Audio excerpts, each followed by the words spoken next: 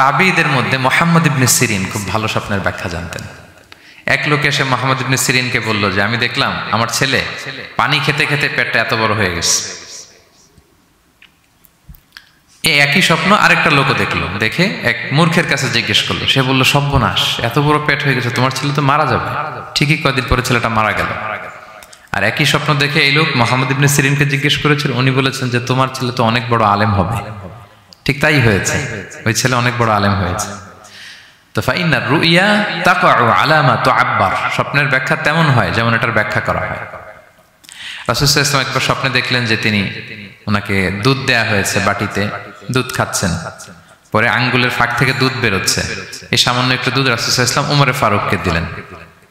সাহাবারা বললেন মাযা আউয়ালতা বিহি ইয়া রাসূলুল্লাহ, এটা তাওয়িল কি?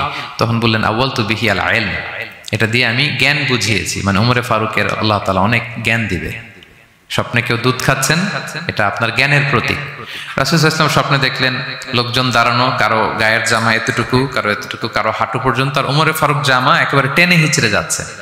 তো সাহাবারা বললেন মাযা আউয়ালতু বিহি ইয়া রাসূলুল্লাহ, এই স্বপ্নের তাওয়িল কি, ব্যাখ্যা কি? রাসূল সাল্লাল্লাহু আলাইহি ওয়াসাল্লাম বললেন আউয়ালতু বিহি আদ-দীন আত-তাকওয়া, এটা দ্বারা আমি দিনদারি বুঝিয়েছি, মানে ওমরে ফারুকের দিনদারি অনেক বেশি। স্বপ্নে কেউ ছোট জামা দেখলে তার দিনদারি কমতেছে, এটার একটা আলামত।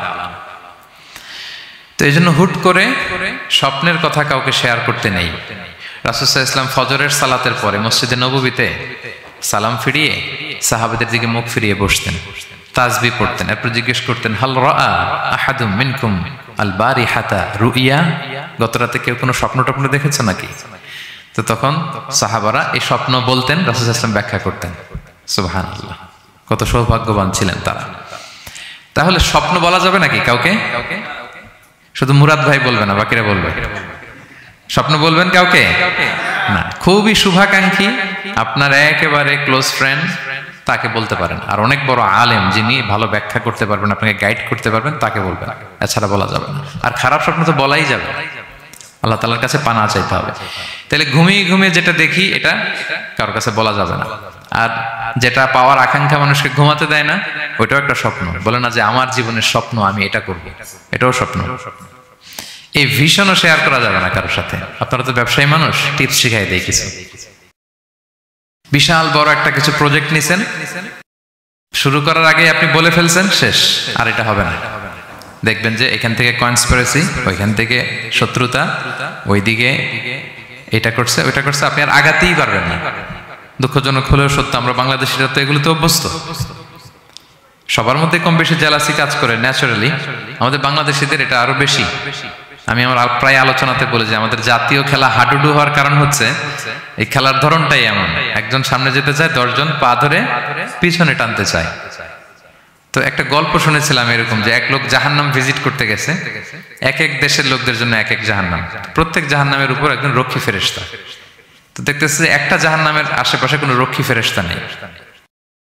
তো বললো যে সব জাহান্নামের উপরে রক্ষী ফেরেশতা যাতে বেরোতে না পারে কেউ, এই জাহান্নামের কোনো রক্ষী ফেরেশতা নাই কেন? এটা কোন দেশের? বলতেছে এটা বাংলাদেশের জাহান্নাম। কেউ যদি কোনো রকম বের হইতে চায়, বাকিরা টেনে আবার ঢুকায় ফেলবে, বেরোয়া যাবে না এখান থেকে। তো এটা নাকি বাংলাদেশের জাহান্নাম। এটা জাস্ট একটা মজার ছলে গল্প করলাম আর কি। তা আপনি আপনার ভিশন শেয়ার করলে বিপদে পড়ে যাবেন।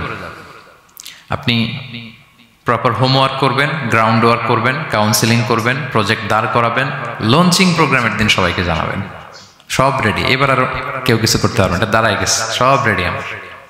লঞ্চিং জাস্ট একটা ফর্মালিটিস, তারপরে আমার কাজ শুরু হবে। কিন্তু আপনি আগেই যদি সবাইকে জানায় ফেলেন, হবে? এটা হবে না। এটা হচ্ছে 1 নম্বর লেসন, স্বপ্ন শেয়ার করতে নেই।